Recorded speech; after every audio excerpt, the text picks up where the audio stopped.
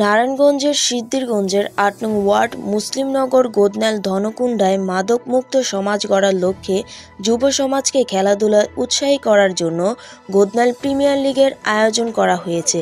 সমুদ্র আহমেদ রিপনের পাঠানো তথ্যচিত্রে এবং স্টাফ রিপোর্টার সূর্য আহমেদ মিঠুনের প্রতিবেদনে দেখুন বিস্তারিত। আজ বৃহস্পতিবার ২৬শে ডিসেম্বর মরহুম আক্তার হোসেন রাজীবের স্মরণে Godnali Premier League season 2 cricket short pitch night টুর্নামেন্টের আয়োজন করা হয়, powered by RK agro farm.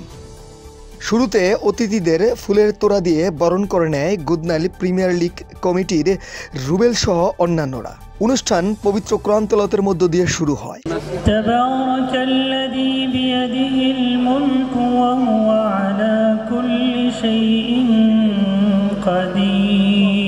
পবিত্র কোরআন তেলাওয়াতের পরে দোয়া এবং মোনাজাতের মধ্য দিয়ে অনুষ্ঠান শুরু হয়।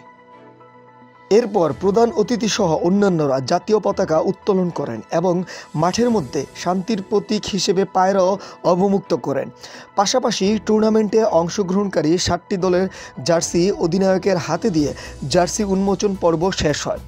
অবশেষে আতশবাজি ফুটানোর মধ্য দিয়ে উদ্বোধনী ম্যাচের শুরু হয়।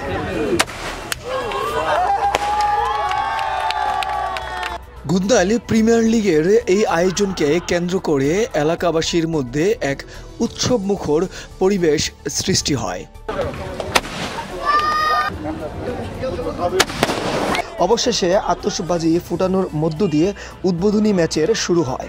উদ্বোধনী খেলায় মুখোমুখি হয় লিজেন্ডস অফ উত্তরপাড়া বনাম আরকে রেঞ্জার্স। উদ্বোধনী ম্যাচ শুরুর আগে প্রধান অতিথিসহ বিশেষ অতিথিবৃন্দ গোদনাল প্রিমিয়ার লিগ সম্পর্কে গুরুত্বপূর্ণ দিক নির্দেশনামূলক বক্তব্য রাখেন। বক্তব্যে বলেন, বিসমিল্লাহির রহমানির রহিম। সবাইকে সালাম জানিয়ে আমি শুরু করছি। আজকে এই আয়োজন আমার মনে হয় আমাদের এলাকায়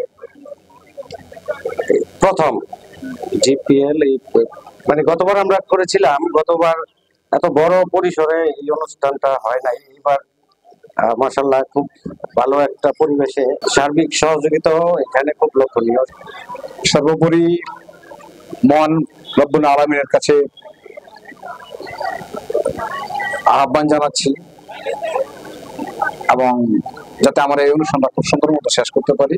7টি দল এখানে অংশগ্রহণ করেছে, 1টি দল জয়ী হবে, বাকি 6টি দল কিন্তু জয়ী হতে পারবে না।